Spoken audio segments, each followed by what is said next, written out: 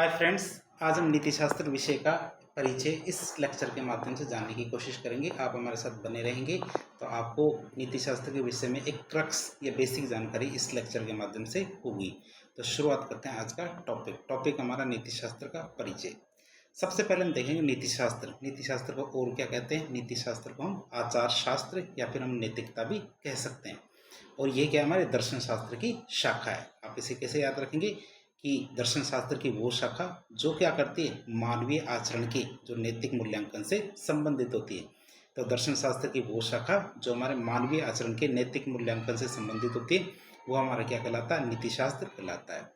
यह हमारे सही और गलत, उचित अनुचित इन सिद्धांतों का अध्ययन करती है। नीति शास्त्र के अंतर्गत हम क्या करते हैं? जो हमारे सही और गलत, उचित और अनुचित जो सिद्धांत होते हैं इनका अध्ययन किया जाता है। अब हम देखेंगे जो हमारा नीति शास्त्र है, तो नीति शास्त्र की आवश्यकता क्यों पड़ी? अचानक जैसे समाज अच्छा चल रहा है, सब चीज़ें ठीक है, लेकिन फिर अचानक से हमें नीति शास्त्र की जरूरत क्यों पड़ती है?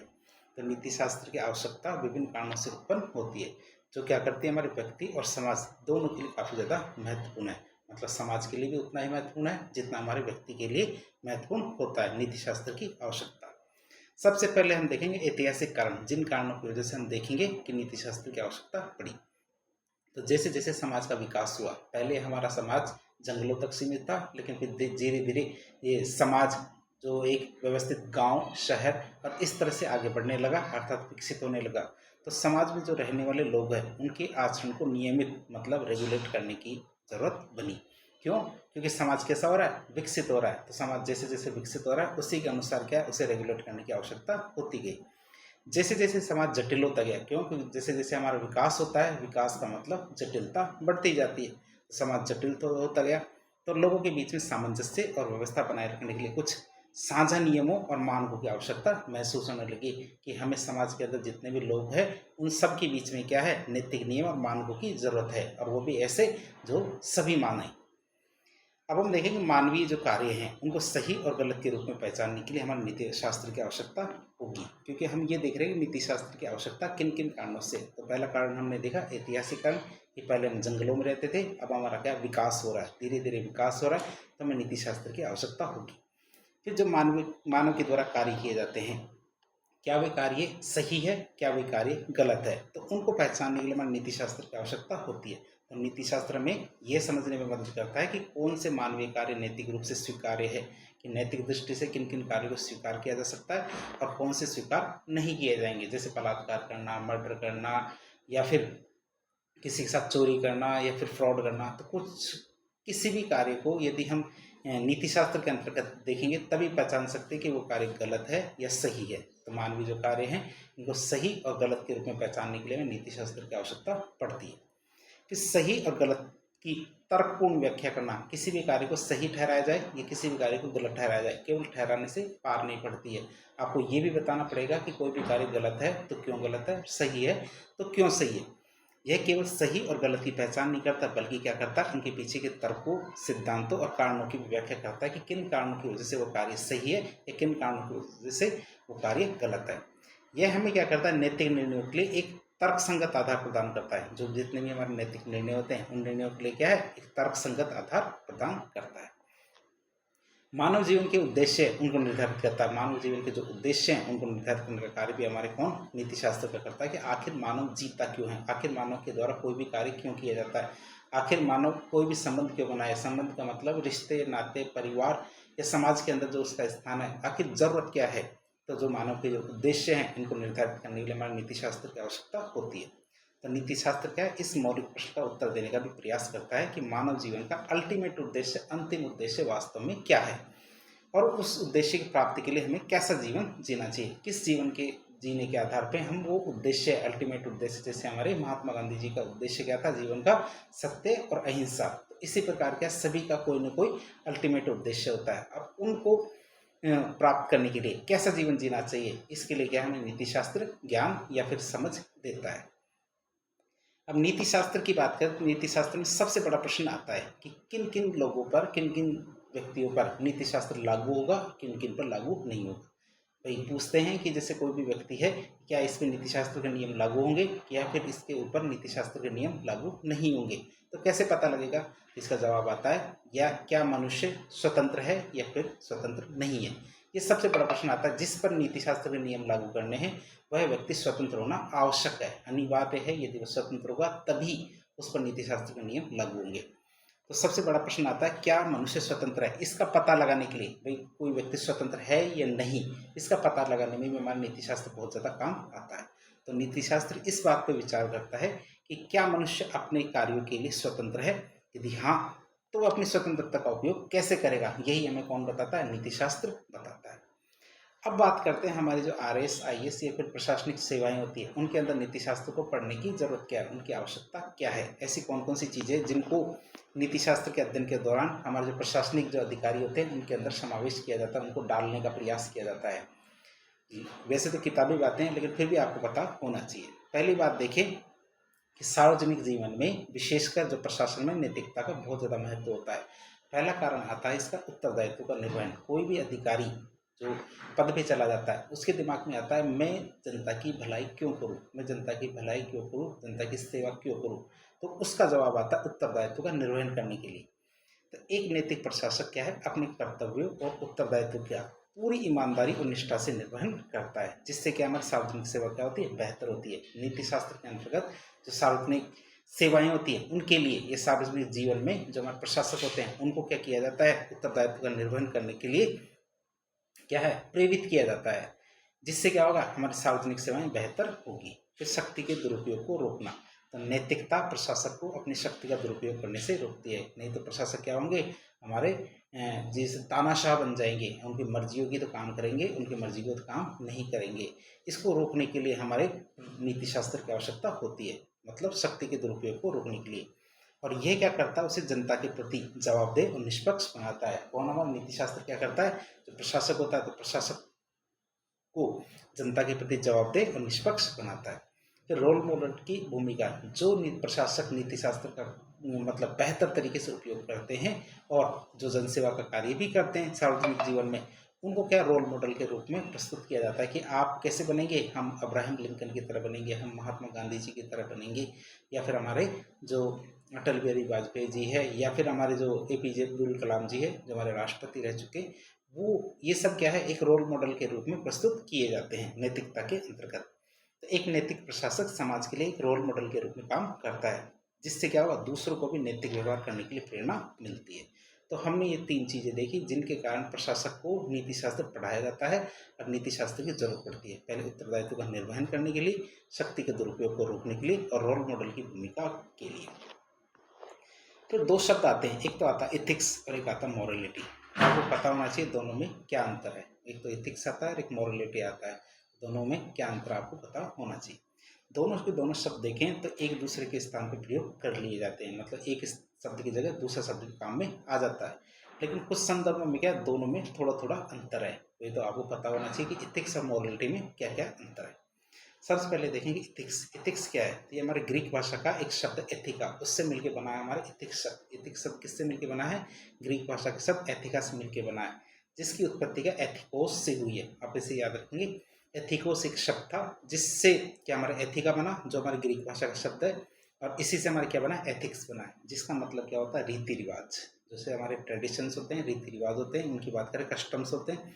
तो ये हम जैसे दीपावली के अंदर दिन हम अपने परिवारजनों से मिलते हैं, दूर दूर जो भी होते हैं उनसे मिलते हैं, उनकी मिठाइयाँ बांटते हैं। ये क्या हमारे रीति रिवाज है, क्या है? कस्टम्स है, ट्रेडिशंस है। तो ये वहाँ से उत्पन्न हुआ है, जिस जो हमारे ग्रीक शब्द था कौन सा? एथिका। ये क्या करता है? सिद्धांतों, नियमों और मानकों का सैद्धांतिक अध्ययन है, और जो यह तय करते हैं कि क्या सही है, क्या सही है, क्या गलत है, ये तय करने का काम कौन करता है? हमारे एथिक्स के अंतर्गत किया जाता है।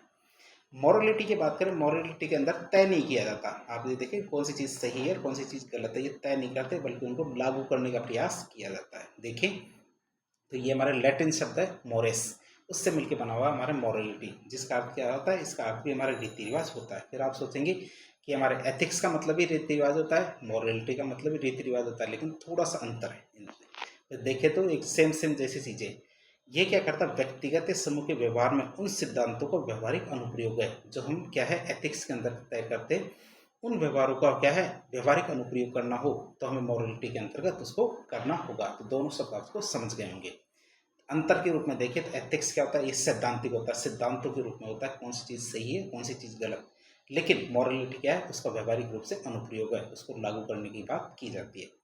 एथिक्स नियमों और सिद्धांतों का अध्ययन होता है, जबकि मॉरलिटी क्या होता है, उन नियमों का वास्तविक जीवन में अभ्यास या प्रैक्टिस करना होता है। वो हमारे किसके अंतर्गत आता है, वो हमारे आता है मॉरलिटी के अंतर।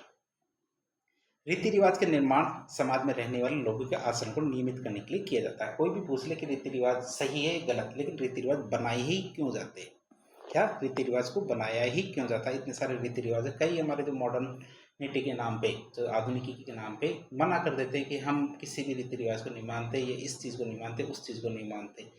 क्यों? क्योंकि वो कहते हैं कि ये ट्रेडिशन ठीक नहीं है, यदि गलत हो तो हो सकता है नहीं मानना चाहिए, लेकिन फिर भी रीति रिवाजों का निर्माण किया ही क्यों जाता है, क्यों? क्योंकि आपका जवाब होना चाहिए कि समाज में रहने वाले जो लोग हैं उनके आचरण को नियमित करने के लिए हमारे रीति रिवाज का निर्माण किया जाता है। और ये जो रीति रिवाज है ये क्या है, एक समाज के नैतिक मूल्य को दिखाते हैं कि समाज नैतिक रूप से कितना उच्च है कितना निम्न है और किस प्रकार का समाज है। और ये कौन बताता है, हमारे रीति रिवाज। कई देश होते हैं जिनमें रीति रिवाजों की कमी है, तो उनकी क्या सांस्कृतिक मूल्य बहुत निचले तबके या निचले स्तर के होते हैं। यदि आपसे प्रॉपर पूछी जाए नीति शास्त्र की परिभाषा, तो आप क्या बताएंगे। नीति शास्त्र की परिभाषा के अंतर्गत देखें तो नीति शास्त्र क्या है, ये हमारे एक आदर्श मूलक विज्ञान है, नॉर्मेटिव साइंस है। ये क्या हमारे क्या आदर्श मूलक विज्ञान है, जिसमें क्या हमारे समाज में रहने वाले मनुष्य के, क्या समाज में रहने वाले मनुष्य के ऐच्छिक आचरण, सामाजिक नियमों और दार्शनिक सिद्धांतों का, तीन चीज़ें हमारे कौन कौन सी, ऐच्छिक आचरण, सामाजिक नियम और दार्शनिक सिद्धांत, इनका नैतिक मूल्यांकन किया जाता है। क्या, इनका नैतिक मूल्यांकन किया जाता है। परीक्षा में यदि आपसे पूछे तो आप कैसे याद करेंगे, इसके टुकड़े करके आप याद करेंगे। पहला टुकड़ा आप बनाएंगे कि ये क्या है, एक आदर्श मूलक विज्ञान है, नॉर्मेटिव साइंस है। दूसरे टुकड़ा बनाएंगे हम, इसमें क्या किया जाता है, समाज में रहने वाले सामान्य मनुष्य के, या समाज में रहने वाले सामान्य मनुष्य के तीन चीज़ें, पहली चीज़ आती है ऐच्छिक आचरण, दूसरा आता है हमारा सामाजिक नियम और तीसरा आता है हमारा दार्शनिक सिद्धांत। कौन कौन से, पहला ऐच्छिक आचरण, दूसरा सामाजिक नियम और तीसरा दार्शनिक सिद्धांत। इनका क्या किया जाता है, नैतिक मूल्यांकन किया जाता है। तो आप इसको एक साथ फिर पढ़ के देखें क्या होगा। नीति शास्त्र क्या है, तो ये एक आदर्श मूलक विज्ञान है, नॉर्मेटिव साइंस है, जिसमें हमारे समाज में रहने वाले सामान्य मनुष्य के ऐच्छिक आचरण मतलब वॉलंटरी कंडक्ट, सामाजिक नियम और दार्शनिक सिद्धांत, इनका नैतिक मूल्यांकन किया जाता है। बात करें इसकी, तो इसका उद्देश्य क्या है, नीति शास्त्र का उद्देश्य क्या है, सही गलत उचित अनुचित इन सब चीज़ों का निर्धारण करना होता है, तथा सामाजिक मानक जो हमारे सोशल स्टैंडर्ड्स है वो स्थापित किए जाते हैं हमारे किसके अंतर्गत, नीति शास्त्र के अंतर्गत। और ये बताता है क्या होना चाहिए, न कि क्या है। क्या है तो हो सकता है कौन सी चीज़ सही है कौन सी चीज़ गलत है, लेकिन नीति शास्त्र ये बताता है कि कौन सी चीज़ सही है और कौन सी चीज़ गलत है। जो गलत है उसको तो बंद कर दो, जो सही है उसको आगे बढ़ाओ, उसको चलने दो। ये हमें कैसे पता चलता है, नीति शास्त्र के अंतर्गत। अब बात करें नीति शास्त्र के जो सिद्धांत है या नियम है, ये क्या सभी लोगों या सभी जीवों पर एक तरह से लागू होते हैं, हम कहेंगे नहीं। फिर आप कहेंगे कि नहीं, तो इसका मतलब तो किस पे लागू नहीं होता, तो हम देखेंगे नीति शास्त्र के अध्ययन से किन किन को बाहर रखा जाता है, किन पे नीति शास्त्र के सिद्धांत या नियम लागू नहीं होते। तो नीति शास्त्र क्या सभी प्रकार के मानव व्यवहारों को अध्ययन नहीं करता है, बल्कि क्या है केवल उन पर ध्यान केंद्रित करता है जो नैतिक निर्णय और दायित्व से उत्तरदायित्व से जुड़े होते हैं, उन्हीं पर अपना ध्यान केंद्रित करता है। इसलिए कुछ श्रेणियों को इस दायरे से बाहर किया गया है, मतलब नीति शास्त्र के अध्ययन के दायरे से बाहर किया गया है कुछ लोगों को।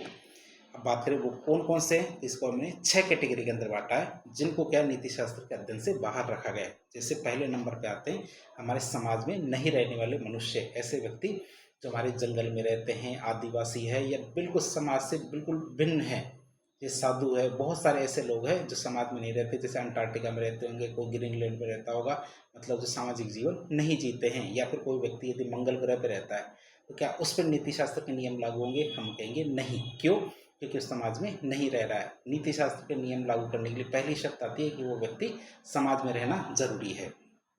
तो नीति शास्त्र क्या करता है, सामाजिक संदर्भ में आचरण का मूल्यांकन करता है। किस संदर्भ में, सामाजिक संदर्भ में। आप इसे याद रखेंगे, किसमें, सामाजिक संदर्भ। पहले नियम यह है कि समाज होना कंपलसरी है। फिर दूसरा आता है हमारे मानसिक रूप से विक्षिप्त व्यक्ति, मतलब जो दिमागी रूप से कमजोर है या फिर क्या है पागल, जिसको कहें तो पागल तो एक अजीब शब्द होता है, लेकिन फिर भी आप क्या है विक्षिप्त, जो जिसके पास सोचने समझने की क्षमता नहीं होती। तो मानसिक रूप से जो विक्षिप्त होते हैं उन पे हमारे नीति शास्त्र के नियम लागू नहीं होते। तो ऐसे व्यक्ति जो नैतिक निर्णय लेने और अपने कार्य को परिणामों को समझने में सक्षम नहीं होते कि जो वो कार्य कर रहे हैं उसका क्या परिणाम निकलेगा, उसको समझने में वो यदि सक्षम नहीं है तो उन पर भी हमारे नीति शास्त्र के नियम लागू नहीं होंगे। फिर 7 वर्ष से कम उम्र के जो बच्चे होते हैं उन पर भी हमारे नीति शास्त्र के नियम लागू नहीं होते। तो बच्चों को इस उम्र में जो नैतिक तर्क है विकसित करने और उनके कार्य को पूरी तरह से जिम्मेदार होने में अक्षम माना गया है कि उनको यदि समझाने का प्रयास भी करेंगे तो उनकी उम्र इतनी नहीं है कि वो इन सब चीज़ों को समझ पाए। इसलिए 7 वर्ष से कम उम्र के बच्चों को भी इससे बाहर रखा गया है, मतलब नीति शास्त्र के सिद्धांतों से बाहर रखा गया है। मतलब वो कोई भी कार्य करे या कोई भी कार्य ना करे उसको नीति शास्त्र के नियमों के आधार पर तय नहीं किया जाएगा। पशु पक्षियों की बात करें तो नैतिक निर्णय लेने की क्षमता न होने की वजह से नीति शास्त्र के अध्ययन से पशु पक्षियों को भी बाहर रखा जाता है। फिर अनैच्छिक कार्य इनवॉलंटरी एक्शंस की बात करें, अनैच्छिक कार्य मतलब ये काम मैंने मन से नहीं किया है, ये काम तो हो गया, मैंने अपने मन से ये न तो सही किया है न गलत किया, तो गलत के लिए मुझे जिम्मेदार नहीं ठहराया जाएगा और सही की भी शाबाशी नहीं मिलेगी। सही की तो मिल सकती है लेकिन गलत के लिए जिम्मेदार नहीं ठहराया जाएगा। तो जो हमारे अनिच्छिक कार्य हैं उनको भी हमारे नीति शास्त्र के सिद्धांतों से बाहर रखा गया है। तो वो कार्य जो हमारे व्यक्ति की इच्छा या फिर नियंत्रण से बाहर होते हैं, जैसे नींद में कोई व्यक्ति चलता है और चलते चलते यदि उससे कोई अपराध हो जाता है, गलती हो जाती है, तो उसे उसके लिए दोषी नहीं ठहराएंगे। जैसे कोई झटका लग जाता है, बस में चल रहे हैं, बस में अचानक यदि ब्रेक लगता है, ब्रेक की वजह से यदि आती है वो झटके लगते हैं, झटका लगने की वजह से यदि किसी का कोई नुकसान भी हो जाए तो उसके लिए उसको जिम्मेदार नहीं ठहराया जाएगा। क्यों? क्योंकि ये क्या है? अनैच्छिक कार्य। फिर आता हमारे दबाव में किए गए कार्य। तो वो कार्य जो किसी बाहरी बल या धमकी की वजह से किए जाते हैं, वो कार्य जो किसी बाहरी बल या फिर धमकी की वजह से किए जाते हैं, जहाँ व्यक्ति के पास के वास्तव में विकल्प नहीं होता कि यदि वो नहीं करेगा तो कोई ना कोई नुकसान हो जाएगा। जब व्यक्ति के पास विकल्प नहीं होते उन्हें हम कहेंगे दबाव में किए गए कार्य। तो हमारे 6 ऐसी कैटेगरी हमने बनाई है जिसके आधार पर हम तय करेंगे कि किन को हम नीति शास्त्र के सिद्धांतों से बाहर रखेंगे। जिससे हम समाज में नहीं रहने वाले मनुष्य, मानसिक रूप से विक्षिप्त व्यक्ति, 7 वर्ष से कम आयु के बच्चे, पशु पक्षी, अनैच्छिक कार्यों को और दबाव में किए गए कार्य। तो हमारे ये 6 कैटेगरी के अंदर आते हैं जिनको हम क्या है नीति शास्त्र के अध्ययन से बाहर रखते हैं। अब हम देखेंगे कोई व्यक्ति कहता है कि मेरे को आदत हो गई किसी भी कार्य को करने की, गंदी या अच्छी, जो भी कई बार कहते हैं ना कि मैं तो शराब क्यों पीते हो कि मेरे को तो आदत हो गई, तो उसके द्वारा किया गया कार्य नीति शास्त्र के अंतर्गत आएगा या नहीं आएगा? जो कार्य आदत में आ जाते हैं। परीक्षा में आया हुआ प्रश्न है कि आदतन या वे अभ्यास जन्य कर्म, इनको क्या नीति शास्त्र के अध्ययन के अंदर शामिल करते हैं या नहीं? आदत या अभ्यास की वजह से व्यक्ति के द्वारा जो कर्म किए जाते हैं उससे हम क्या कहते हैं? आदतन अभ्यास जन्य या हैबिचुअल एक्शंस कहते हैं। उदाहरण के लिए देखिए तो कोई एक आदतन चोर है, चोर कहता है कि मुझे इसके अलावा कुछ भी नहीं आता, चोरी करने के अलावा मुझे कुछ भी नहीं आता, मैं केवल चोरी करता हूँ, इसलिए मैं बार बार चोरी करता हूँ और उसका मैंने अभ्यास किया है। तो ये अभ्यासजन्य कर्म क्या नैतिकता के क्षेत्र में आते हैं क्या? ये आप याद रखेंगे, जो अभ्यासजन्य कर्म होते हैं ये ऐच्छिक कर्म होते हैं। क्यों? क्योंकि उसने खुद ने तय किया है कि उससे इस तरह का अभ्यास करना है, तो ये ऐच्छिक कर्म होते हैं, इसलिए क्या नैतिकता के क्षेत्र में आते हैं। क्यों? क्योंकि इन कर्मों की आदत पड़ने से पहले व्यक्ति इन्हें करने और न करने के लिए स्वतंत्र होता है कि यदि व्यक्ति चाहे तो बंद कर सकता था, चाहे तो वो करेगा, लेकिन उसने ऐसा चाहा कि वो एक गलत काम करेगा। जैसे हमारे कई व्यक्ति चोरी करते हैं तो उसको इसके अंदर शामिल किया जाएगा। नीति शास्त्र के अध्ययन के अंतर्गत उनके कर्मों को, उनके कामों को तय करेंगे कि वो काम सही है या गलत है। व्यक्ति आदत पड़ने से पूर्व जो इसकी आदत नहीं पड़ने देता, मतलब चाहता, मतलब पहले यदि व्यक्ति चोर की बात करें तो चोर के लिए कहा जाए कि भाई वो पहले चाहता कि मुझे चोरी नहीं करनी, तो वो इस तरह की आदत नहीं पड़ने देता और इसके लिए वो स्वतंत्र था, ठीक है, वो इसको रोक सकता था। अतः क्या आदतन कर्मों को नीति शास्त्र में ऐच्छिक कर्म ही माना जाता है। आप इसे याद रखेंगे, जो आदतन कर्म होते हैं उन्हें क्या है? ऐच्छिक कर्म माना जाता है। ऐच्छिक कर्मों का नैतिक दृष्टि से मूल्यांकन होता है, इसलिए क्या हमारे अभ्यासजन्य कर्म ऐच्छिक कर्म होने की वजह से नैतिकता के क्षेत्र में आते हैं। अब हम देखेंगे कभी कभी परीक्षा में पूछ लिया जाता है नीति शास्त्र की पूर्व मान्यता क्या है। नीति शास्त्र की पूर्व मान्यता क्या है कि मतलब कोई भी कार्य किया जाता है, तो कोई भी कार्य किया जाता है तो उसको 2 कैटेगरी के अंदर बांट के हम पढ़ते हैं। एक तो हमारे संकल्प स्वातंत्र्य और एक नीतिवाद का खंडन। आप सोचेंगे कि ये दोनों तो अलग अलग है, इनको साथ साथ करने की क्या जरूरत है? जैसे किसी भी कार्य के लिए किसी व्यक्ति को क्या जिम्मेदार ठहराया जा सकता है या नहीं, यदि ठहराया जा सकता है या नहीं, इन दोनों को तय करने के लिए हमारे 2 जो हमारे पूर्व मान्यताएं हैं वो ज़्यादा कारगर सिद्ध होती है। अब आप सोचेंगे कि हमारा संकल्प स्वातंत्र्य क्या है, मतलब कोई भी कार्य करने के लिए व्यक्ति कितना स्वतंत्र है, फ्री विल की बात करते हैं इसके अंतर्गत। तो नैतिक अध्ययन के लिए संकल्प स्वातंत्र्य को मानना बहुत ज़्यादा जरूरी है। और इसका अर्थ ये है कि व्यक्ति अपने निर्णय के लिए स्वतंत्र है, व्यक्ति अपने डिसीजन लेने के लिए, निर्णय लेने के लिए स्वतंत्र है और उसके पास विभिन्न जो विकल्प है उनमें से चुनने की क्षमता होती है कि जितने भी विकल्प या ऑप्शंस मिले हैं उनमें से वो चुन सकता है। यदि वो गलत चुनता है तो उसकी जिम्मेदारी उसी की होगी। यदि व्यक्ति स्वतंत्र है और उसे उस कार्य के लिए जिम्मेदारी ठहराया जा सकता है कि जैसे व्यक्ति है, व्यक्ति स्वतंत्र है अपने निर्णय लेने के लिए, विकल्पों में से चयन करने के लिए। अब यदि वो गलत विकल्प चुनता है तो उसका जिम्मेदार उसे ही ठहराया जाएगा और तभी क्या नैतिक निर्णय का कोई अर्थ निकलेगा। नीतिवाद के खंडन की बात करें तो हमें नीतिवाद को नकारना होगा। कई व्यक्ति क्या कहते हैं कि जैसे कोई गरीब व्यक्ति है, वो कहता है कि मैं तो बहुत ज़्यादा गरीब हूँ, जैसे कोई ठेला चलाता है या फिर कोई होटल के अंदर वेटर का काम करता है, तो वेटर का काम करते करते वो कहता है कि मेरा तो नसीब ही खराब है, क्यों? क्योंकि मैं तो ज़िंदगी में वेटर का काम किया है, तो मेरा तो नीति ही ऐसी है। तो क्या इसके लिए उसको जिम्मेदार ठहराया जा सकता है? क्यों? क्योंकि वो वेटर का काम करेगा और वो गरीब रहेगा, और गरीबी रहने के लिए उसको जिम्मेदार क्या ठहराया जाएगा? नहीं। हम कहेंगे कि हमें नियतिवाद को नकारना होगा, नियतिवाद का खंडन करना होगा कि नियति नाम की कोई चीज़ नहीं होती। व्यक्ति अपने डिसीजन खुद लेता है, गलत डिसीजन का जिम्मेदार वो खुद ही रहेगा। यदि गलत डिसीजन लेता है और उसके परिणाम भी गलत निकलेंगे वैसे ही, क्यों? क्योंकि डिसीजन गलत है तो परिणाम भी गलत आएंगे और गलत परिणाम आने पर उसका जिम्मेदार उसे ही ठहराया जाएगा। ये नहीं कह सकते मेरा तो नसीब ही खराब है, मेरी तो किस्मत ही फूटी है। ये कहने वाले क्या है? नीतिवाद को मानने वाले लोग होते हैं, लेकिन हमारे नीति शास्त्र के अंदर नीतिवाद को नहीं माना जाएगा, क्योंकि नीतिवाद वो अवधारणा होती है, नीतिवाद क्या होती है? वो अवधारणा होती है जिसके अनुसार हम सब कुछ पहले से निर्धारित है कि कौन क्या करेगा। व्यक्ति के पास अपने कार्य को चुनने की कोई वास्तविक स्वतंत्रता नहीं होती। किसके अंतर्गत? हमारे नीतिवाद के अंतर्गत। यदि नीतिवाद स्वीकार किया जाता है तो किसी भी व्यक्ति को उसके कार्य के लिए जिम्मेदार नहीं ठहराया जा सकता। क्या?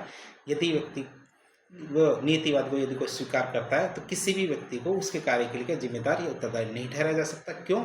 क्योंकि उसके कार्य उसकी इच्छा से नहीं बल्कि पूर्व निर्धारित कारणों की वजह से उन्हें पहले से तय था, इस वजह से उसने वो काम किया है, न कि अपनी इच्छा से। वो कहते हैं ना कि मेरे तो भगवान ने लिखा था इसलिए। अब कोई किसी का मर्डर कर दे या फिर किसी का रेप कर दे या फिर कोई गलत काम करता है और कहता है कि भगवान ने सब कुछ पहले से लिख रखा है कि मैं इसको मारूंगा, मैं इसका मर्डर करूंगा, तो क्या मुझे सज़ा मिलेगी? नहीं, भगवान को सज़ा मिलनी चाहिए, क्योंकि भगवान ने ऐसा क्यों लिखा। तो नियतिवाद के खंडन के दौरान हम यही देखते हैं कि भगवान कुछ नहीं लिखता है कि तुमने डिसाइड किया है तो तुम्हें सज़ा मिलेगी। तो संकल्प स्वातंत्र का मतलब होता है व्यक्ति स्वतंत्र होता है अपने डिसीजंस लेने के लिए। यदि उसके पास विकल्प है, विकल्पों में से यदि वो चुनता है और गलत विकल्प चुनता है जिसके परिणाम गलत आएंगे तो उसका जिम्मेदार वो व्यक्ति ही माना जाएगा। वो किस्मत पे, भगवान पे या फिर डेस्टिनी पे, इस पे दोष नहीं आरोपित कर सकता कि मेरा तो किस्मत ही खराब है, इस वजह से ही गलत काम हुआ, या फिर मेरी तो नियति में लिखा हुआ था कि मैं इसको मारूंगा, मैं इसका मर्डर करूंगा, तो मुझे यदि गलती नहीं है, मेरे तो जो हमारे शास्त्रों में हमारे लिख दिया था कि भाई ये तो इसका मर्डर करेगा, ऐसा नहीं माना जाएगा नीति शास्त्र के अंतर्गत। अब बात करते हैं हमने संकल्प स्वातंत्र की, जो पूर्व मान्यता के अंदर संकल्प स्वातंत्र की शर्त देखी थी कि व्यक्ति स्वतंत्र है। तो हम ये देखेंगे व्यक्ति स्वतंत्र है तो उसकी कौन कौन सी शर्तें होगी, कैसे पता चलेगा व्यक्ति स्वतंत्र था और उसने डिसीजन लिए। हो सकता है कि वो स्वतंत्र ना हो, तो इसको चेक करने के लिए हमारे तीन शर्तें होती हैं। व्यक्ति की संकल्प स्वातंत्र की तीन शर्तें कौन कौन सी? संकल्प स्वातंत्र को तभी वास्तविक माना जाता है। क्या? संकल्प स्वातंत्र को तभी वास्तविक माना जाता है जब तीन शर्तें पूरी हो। कौन कौन सी? एक तो उसके पास विकल्पों की उपलब्धता होनी चाहिए, अवेलेबिलिटी ऑफ चॉइसेस, मतलब व्यक्ति के पास वास्तव में एक से अधिक विकल्प होने चाहिए जिसमें से वह चुनेगा। मतलब गलत चुन ले, लेकिन ऐसा नहीं हो कि उसके पास विकल्प ही एक ही है। क्या? उसके पास विकल्प ही एक ही है, और यदि विकल्प एक है तो उसको कैसे चेक करेंगे गलत है कि नहीं? जैसे एक उदाहरण ले, जैसे पानी की, जैसे मान लीजिए एक पानी की बोतल है, आप उसको पीने वाले तीन लोग हैं, उनमें से केवल एक ही पी सकता है, बाकी दो नहीं पिएंगे, और जो नहीं पिएगा वो मर जाएगा। अब तीनों में से एक तो पिएगा ही पिएगा। क्यों? क्योंकि बोतल भी एक ही और पी भी एक ही सकता है। ऐसा नहीं है कि आधा आधा करके थोड़ा थोड़ा, नहीं, एक पी भी एक ही सकता है, दो तो मरेंगे। तो क्या वो जिसने एक पिया तो उसने क्या गलत किया? क्यों? क्योंकि उसकी वजह से दो व्यक्ति मर गए, क्योंकि उसने पानी पिया। यदि वो उनको पीने देता तो उनमें से कोई जिंदा रह सकता था, लेकिन ऐसी स्थिति में वो खुद मर जाता। इसका मतलब व्यक्ति के पास क्या उप विकल्पों की उपलब्धता होनी चाहिए, उसके पास विकल्प होने चाहिए, तभी उसे संकल्प स्वातंत्र मानेंगे। यदि कोई विकल्प नहीं है तो संकल्प स्वातंत्र की श्रेणी में वो नहीं आएगा। फिर कार्य करने की क्षमता, तो व्यक्ति के पास चुने गए जो विकल्प होते हैं उनके अनुसार कार्य करने की शारीरिक और मानसिक क्षमता होनी चाहिए। जैसे कोई दुबला पतला आदमी है और उसे कहे 200 किलो का एक वजन है, उसको लेकर तुम छत पे चले जाओ, छत पे जाए और शाम तक वो कोशिश करता रहेगा लेकिन नहीं जाएगा, तो हम ये सोचेंगे वो कामचोर है। क्यों? क्योंकि उससे कहा गया कि 200 किलो का वजन वो छत पे लेके जाए, लेकिन क्या है, वह शारीरिक रूप से सक्षम नहीं है, मतलब उसके शरीर में इतनी क्षमता नहीं है कि वो 200 किलो का वजन उठा के छत पे ले जाए। तो हम इस कार्य को अनैतिक नहीं मानेंगे, कहने के बावजूद भी उसने नहीं किया तो ये गलत नहीं है। क्यों गलत नहीं है? क्यों? क्योंकि उसके पास न तो शारीरिक क्षमता है, कई व्यक्ति हैं जिसके पास मानसिक क्षमता नहीं होती है, कई इतने पढ़े लिखे नहीं होते जिनसे इतने बड़े बड़े काम करवाए जाए, और उन पर यदि दबाव डाला जाता है, जैसे कोई मानसिक रूप से कमज़ोर व्यक्ति है, पढ़ने में कमज़ोर है, और उससे कहे कि तुम तो IAS का फॉर्म लगाओ, IAS बनो, और बार बार वो कोशिश करता है, अब उससे जब उससे ज़बरदस्ती की जाती है, जब लास्ट में पता ही चल गया उसके कार्य करने की क्षमता उसके पास नहीं है, मानसिक क्षमता नहीं है, तो वो नहीं कर पाएगा। तो ऐसे थोड़ी कहेंगे नहीं ये तो क्या है बहुत निठल्ला व्यक्ति है, क्यों? क्योंकि IAS नहीं बना। अब समझना चाहिए समय के अनुसार कि उसके पास क्या मानसिक क्षमता नहीं थी। फिर परिणामों का ज्ञान होना भी जरूरी है, किस कार्य का करने से कौन से परिणाम निकलेंगे। यदि परिणामों का ज्ञान नहीं है तो उस जो कार्य है उसको संकल्प स्वातंत्र की श्रेणी में नहीं माना जाएगा।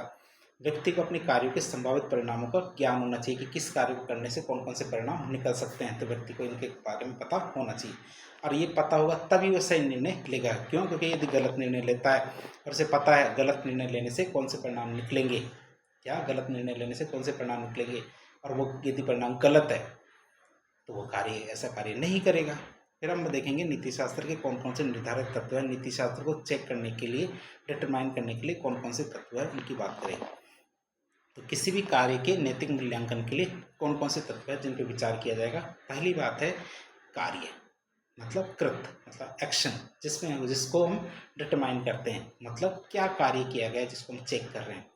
दूसरा कर्ता, करने वाला कौन है। पहला तो कार्य, दूसरा करने वाला कौन है। कार्य करने वाला व्यक्ति कौन है, उसकी प्रेरणा क्या है, उसका चरित्र कैसा है। जैसे एक IAS व्यक्ति है और उसके पास क्या है, प्रशासनिक काफ़ी सारी बड़ी बड़ी जिम्मेदारियां हैं, और यदि प्रशासनिक जिम्मेदारी से भागता है तो इसका मतलब क्या है, उसके कार्यों को और उसका जो पद है उस व्यक्ति को चेक किया जाएगा, मतलब नीति शास्त्र के अंतर्गत। क्यों?